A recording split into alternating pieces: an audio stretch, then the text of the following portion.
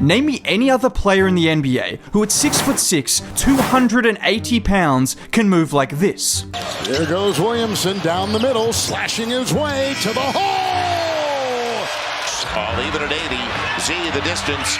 Got it away in time! Or how about this play where he's initially being guarded by Jalen Johnson? He hits the in and out dribble, navigating the Herb screen before the spin move against Capella, and look at the finish. How soft, how high off the glass to somehow spin that in. You are looking at someone who is 6'6", with the ability to bulldoze opposition centers with his strength, but then the ability to cross up any defender. I mean any defender. Look at him here against Alex Caruso, leaving him for dead with a lightning fast crossover before finishing against Vucevic. And then to top things off, he has an ability to finish at angles around the rim that you only see from small guards.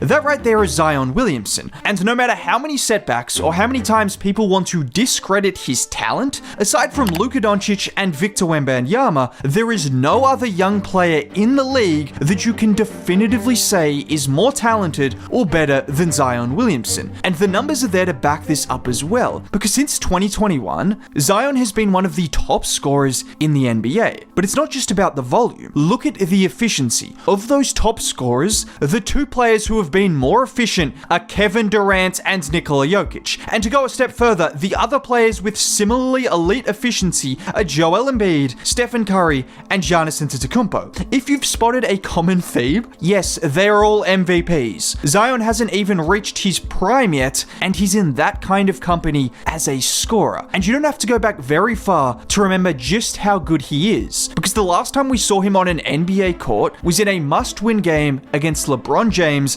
Anthony Davis, and the Lakers, and it was Zion who was the best player on the floor, dropping 40 points, 11 boards, and 5 assists, and looking like he was about to single-handedly will the Pelicans to victory before tragedy struck. Season-high 38 Williamson driving inside.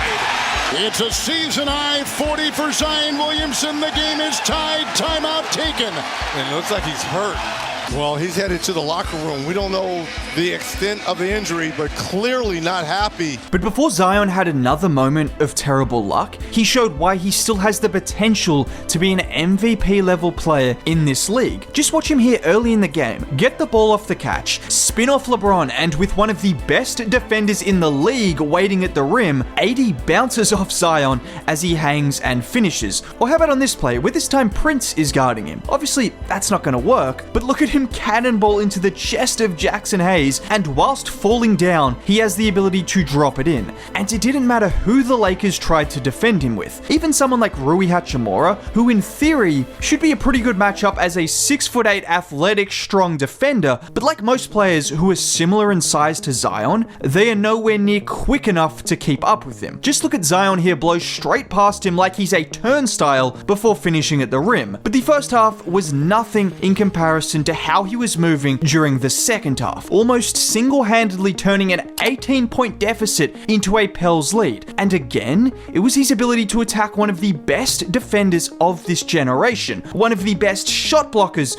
of this generation. He was treating Anthony Davis like he was Jonas Valanciunas out there, using his strength to throw AD off balance before finishing in a multitude of ways, even doing it on both ends of the floor. And this game right here was so great to watch as a Zion fan, because it completely silenced one narrative that has been consistent throughout his career. Will his style of play hold up in the playoffs? Surely they can just pack the paint and sag off him. Let's make things very clear. Zion Williamson is not like any player we have ever seen before, because when most people think of his game, one thing comes to mind. Well, for some people they think of something else, but strictly basketball related, you immediately think of his jumping ability. Not just his ability to fly through the air, but even more impressive is how quickly he can get that second jump off after missing his own shot or collecting an offensive rebound. And whilst that's undeniably an incredible part of his game, but what makes him truly special, truly one of one, and so difficult to game plan against is how he moves whilst he's on the ground. I already showed you a few clips, but that doesn't do it justice. Watch here with Randall sagging off. Look at him attack that space before the between the legs cross to beat Josh Hart, and that finish. That's just not human to elevate elevate that much that quickly to avoid Hardenstein at the rim. Or this time against Cat, where again, it's that crossover that leaves him for dead before then floating to the rim. Not nearly enough people mention how shifty he is. Everyone thinks of him as some battering ram that just runs to the rim, which he can do, but he has a lightning quick crossover and the ability to get so low for someone his size that it's almost as physics defying as what he can do in the air. I mean, there are so many examples of plays where you would think he's a 6'2" lean guard, like a De'Aaron Fox or even a Russell Westbrook at times, but you remember, oh, he might be the strongest player in the NBA as well. And Trey Murphy said it best. I don't get impressed by a lot of stuff, but bro, there's so many times there's like different screen grabs and like screenshots of me just like be on the bench like, what? Like my best description for him is like a strong bar of soap. And when Trey says he's like a strong bar of soap, that's absolutely the best description you could have. Because despite being such an incredibly large human, Zion just finds openings that don't seem to be there. Look at him here against the Blazers. He attacks baseline, and pause here. This is exactly the position you'd want a left-hander in, forced to the right baseline. Well, Zion just elevates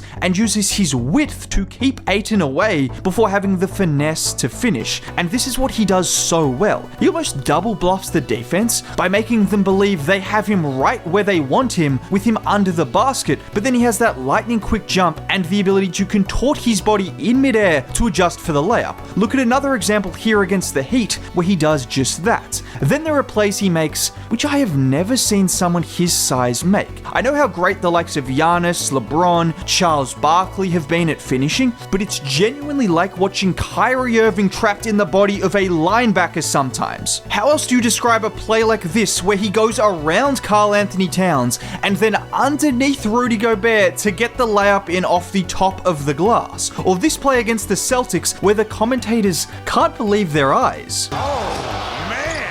This right here is what makes Zion so hard to game plan against, because even if you pack the paint, it's his ability to elevate and adjust in midair with his combination of athleticism, speed, and skill that we've pretty much never seen before. Paul George even said it when the Clippers played him. We never had a game plan for Zion, dog. How do you guard? I was just gonna say, because we couldn't. Now this is what he does in a half-court setting. He only becomes even more dangerous in transition. Right here he is receiving the ball with 3.5 seconds left in the quarter, 3 Clippers defenders in front of him, and 2/3 of an NBA court to cover. Let Larry Nance tell you what we all know. Nothing he does on a basketball court is normal, which also includes a play like this where he brings the ball up the floor. He blows straight past Oubre, and watch closely as he bobbles the ball, yet whilst in midair, manages to recover it and then lay it in. And one thing I always like to watch when you see plays like this from guys like Zion or Wemby or LeBron, just look at the bench's reaction. These are the best athletes in the world, and look at them just in disbelief at what they are watching. That's just the scoring aspect of things for Zion. Last year we saw him have the best year of his career as a playmaker, averaging a career high 5 assists per game. And this is such a key part of his game, because when you have the kind of scoring ability that Zion has, teams are going to load up on you in the paint. And whilst I've already showed that he can find ways to still score, it's also pretty good to use that gravity to generate wide open looks for teammates, which is what he did all of last year. Like on this play where he runs a little give and go with Matt Ryan, Zion drives into the paint, drawing the help from Io, and it's a good combination of movement from Ryan plus a great dime from Zion to get the open look. Or again on this play with Ryan, where the help defense from Kobe White comes and he immediately knows to find the open shooter for the 3. My one hope this season is that the Pelicans don't relegate Zion to a purely off-ball role with the addition of DeJounte Murray alongside already having CJ McCollum and Brandon Ingram on the roster, because Zion is still the most dangerous of all 3 of those players with the ball in his hands. Now, if you want to hear me talk more about Zion and just the NBA in general going forward, consider subscribing. It's free. Dropping a like on the video would be much appreciated. Either way, have a very great day. Bye.